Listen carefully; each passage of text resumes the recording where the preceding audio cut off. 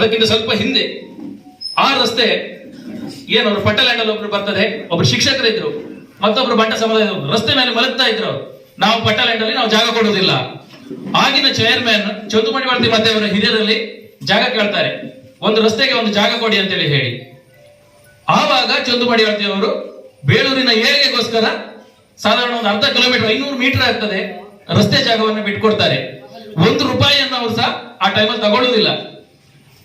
ಆ ಶಿಕ್ಷಕರು ಬಿಡ್ತಿದ್ದ ಕಾರಣಕ್ಕೋಸ್ಕರ ಶಿಕ್ಷಕರು ಮತ್ತೊಬ್ರು ಬಟ್ಟ ಸಮುದಾಯದೊಬ್ರು ರಸ್ತೆ ಮೇಲೆ ಮಲಗ್ತಾ ಇದ್ರು, ಪಟ್ಟಲ್ಯಾಂಡ್ ಬಿಡುದಿಲ್ಲ ಅಂತ. ಆವಾಗ ಬಿಟ್ಟುಕೊಟ್ರು.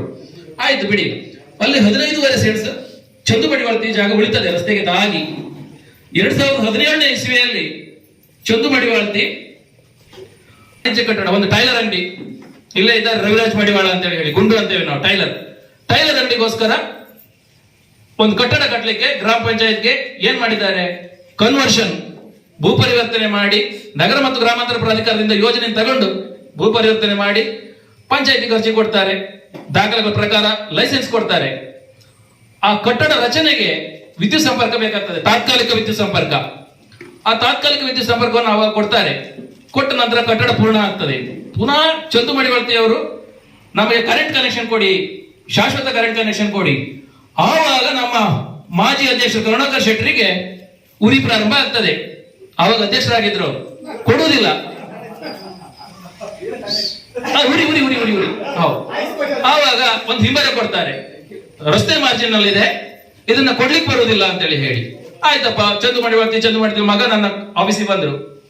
ನಾನು ಹೇಳಿದೆ, ಆಯ್ತು ಗ್ರಾಮ ಪಂಚಾಯತ್ ಕೊಡದಿದ್ರೆ ಏನು, ತಾಲೂಕ್ ಪಂಚಾಯತ್ ಉಂಟು, ನಾನು ಅಪೀಲ್ ಮಾಡ್ತೇನೆ, ಕೇಸ್ ಹಾಕ್ತೇನೆ.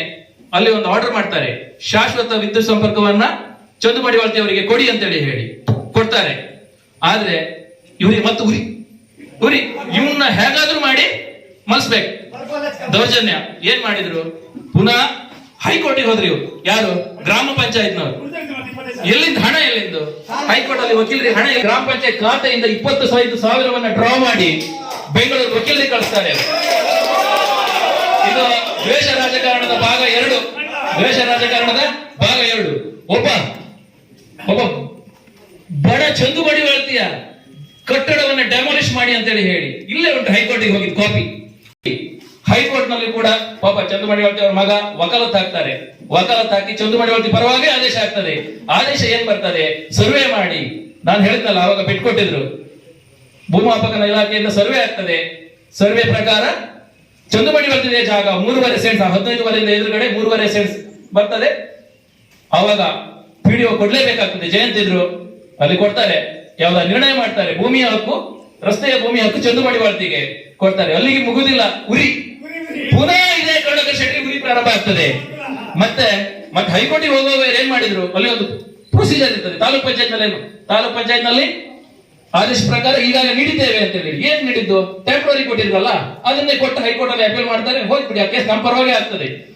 ಆ ನಂತರ ಉರಿ ಏನು ಮರ್ಯಾದೆ, ನನ್ನ ಇದೆ. ಒಬ್ಬ ಚಂದು ಮಡಿವಾಳ್ತಿ ಮಗ ಬಡ ಬೆಟ್ಟಲ್ಲಿ ಕರೆಂಟ್, ಆವಾಗಲೇ ಪ್ರಚಾರ ಆಯ್ತು. ಅವಿನಾಶ್ ವಕೀಲರು ತಾಲೂಕ್ ಪಂಚಾಯತ್ ನ್ಯಾಯಾಲಯದಲ್ಲಿ ಮಾಡಿ ಕೊಟ್ರು, ಹೈಕೋರ್ಟ್ ಅಲ್ಲಿ ಆರ್ಡರ್ ಆಯ್ತು ಪಂಚಾಯತ್ ಕತೆ ಅಂತ ಹೇಳಿ ಕೊಡ್ಲೇಬೇಕಾಯ್ತು. ನಿರ್ಣಯ ಮಾಡಿದ್ರು, ಕೊಟ್ರು. ಪುನಃ ಚಂದು ಮಡಿವಾಳ್ತಿ ಟ್ಯಾಕ್ಸ್ ಕಟ್ಲಿಕ್ಕೆ ಬಂದಾಗ ನಿನಗೆ ಪರ್ಮನೆಂಟ್ ಟರ್ಮ್ ನಂಬರ್ ಕೊಡ್ಲಿಕ್ಕೆ ಬರುವುದಿಲ್ಲ, ಹೈಕೋರ್ಟ್ ಆರ್ಡರ್ ಇದೆ ಕೊಡಿ ಅಂತೇಳಿ ಹೇಳಿ. ಪುನಃ ಇವತ್ತಿನವರೆಗೂ 2019ನೇ ಇಸ್ವಿಯಲ್ಲಿ ಹೈಕೋರ್ಟ್ 2017ಕ್ಕೆ ಹೋಗಿದ್ ಕೋರ್ಟಿಗೆ, 17ರಿಂದ 18 ತಾಲೂಕ್ ಪಂಚಾಯತ್ ಕೇಳಿದ್ರೆ ತಾತ್ಕಾಲಿಕ ನೆಲೆ.